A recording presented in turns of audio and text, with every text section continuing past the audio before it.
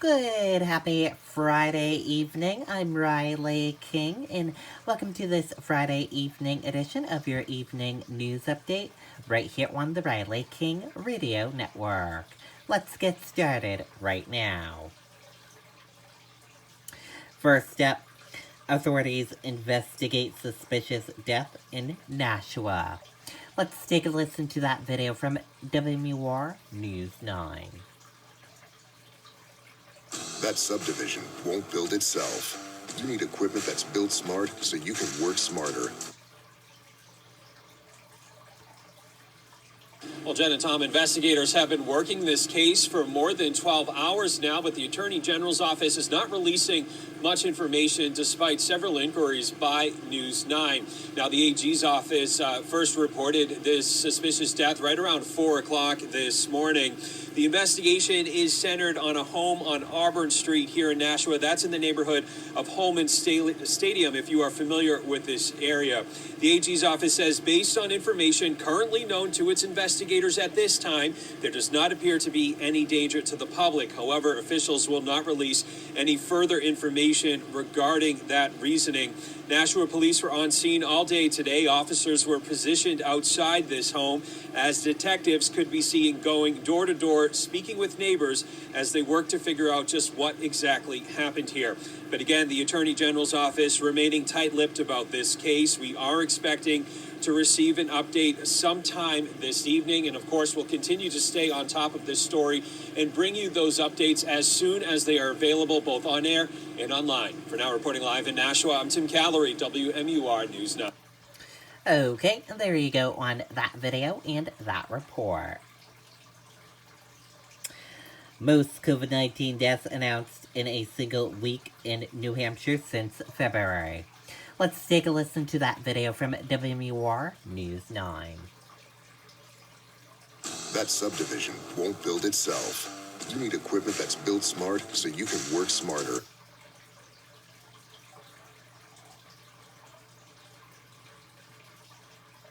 And the challenge comes as New Hampshire endures a surge of COVID-19. Active infections have jumped to 4,800, the most since January 30th. And there are 853 new cases of the virus to report tonight, with 109 from the reporting backlog. 5 more deaths are related to COVID-19, and current hospitalizations are just under 200. Okay, there you go on that video and that report. 3 New Hampshire adults diagnosed with Jamestown Canyon virus. Let's take a listen to that video from WMUR News 9. That subdivision won't build itself. You need equipment that's built smart so you can work smarter. Summertime usually means lightweight clothing and exposed skin. But while that might be the coolest option, it's not the best when it comes to mosquitoes. David Brown of the American Mosquito Control Association spoke to HuffPost about the mosquito repellent clothing. Most repellents require the product to be applied to skin. However, there is some permethrin-impregnated clothing that is very effective at preventing both tick and mosquito bites. This shirt from Insect Shield is treated to repel mosquitoes and will also protect you from the sun with UPF 30 protection. Nobody likes itchy ankles. And these socks created by Ex Officio Bugs Away are $28, but the repellent lasts for 70 washes. LL Bean also has a whole line of clothing that is treated with the repellent, including this adorable hoodie. Long sleeves might be a bit warmer, but at least you won't smell like bug spray. 2 of the patients were hospitalized with neurological symptoms. New Hampshire drivers urged to move over for road crews and emergency workers. Let's take a listen to that video from WMUR News 9.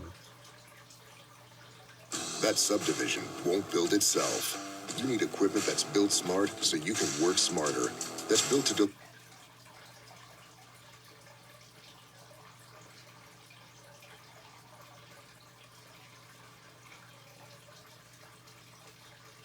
every state in the country has a move-over law aimed at keeping everyone on the road safe. If you see red, blue, or amber lights, you are to slow down and move over. And if you can't safely move over, then please just slow down and try to give anyone working in a roadway a wide berth. Slowing down and moving over should be common sense, but unfortunately, statistics show that that's not the case. We average, about 20 work zone crashes a year over the last 3 years. And countless close calls. The death of State Police Staff Sergeant Jesse Sherrill last week, a chilling reminder of the dangers. His cruiser struck by a tractor trailer as he worked a paving detail. While the specific cause of that is not yet known, work zone incidents continue, 2 in just the past 24 hours. Yesterday on I-93 in Windham, A motorist clipped the attenuator truck, losing the mirror of their vehicle, and kept going. Today, a mower doing winter prep work in Rochester. They were crossing a roadway and a motorist went to go around them and struck the mower. Fortunately, no one was hurt. But, this is just happening with such frequency and could have such grave consequences that I really implore the public to be mindful of the fact that we all have a stake in being safe here. The move-over law, one they wish they didn't need. For whether it's the fireman or the construction worker, the police officer, the tow truck driver specifically, we would prefer never to write a ticket, to be quite honest with you. Jennifer Crompton, WMUR News 9. Okay, there you go on that video and that report.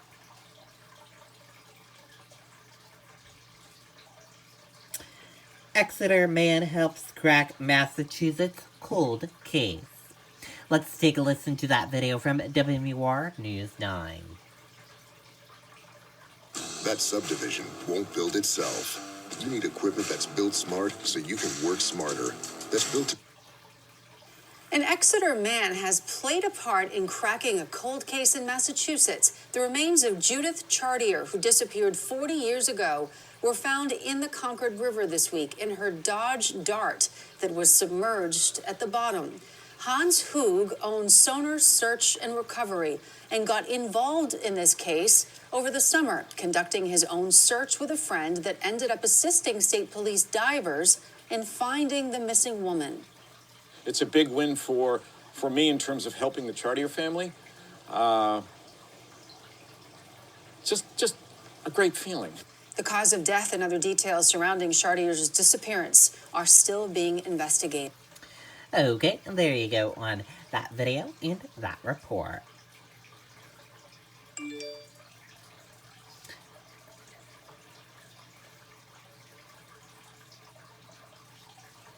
Investigation continues after car crashes into unoccupied daycare building in Epsom. Let's take a listen to that video from WMUR News 9. It's the official tractor of Tough Cab Month at Mahindra. Get great deals on all cab tractors, including 0% interest on select models. Or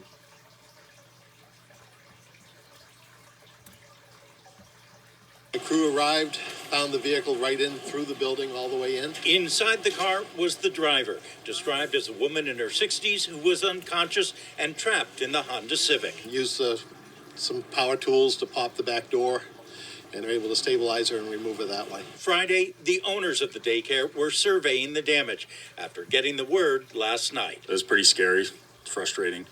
We're just glad it was late at night when no one was here, no one else was in the parking lot. And that's pretty much what matters, everybody's safety. During the daytime, the daycare normally has about 14 children inside, ranging in ages from 2.5 to 6. We will miss them very much until we get reopened. We're thinking about them in hope that they're able to find childcare temporarily, and we'll be waiting here with open arms to give them lots of hugs and attention when they get back. The owners of the daycare say they're unsure when they're going to be able to reopen. But one thing they are looking at is another vacant space in the plaza in hopes of being back in business sooner. In Epsom, Ray Brewer, WMUR News 9. Okay, there you go on that video and that report.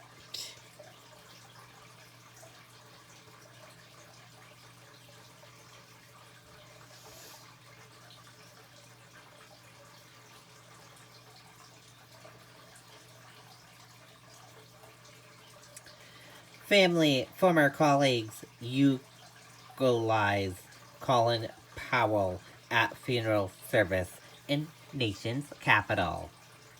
Colin Powell, the trailblazer, solitary diplomat who rose from humble beginnings to become the first Black Secretary of State, was remembered by family and friends Friday as a principled man of humanity and grace whose decorated record of leadership can serve as a model for generations to come.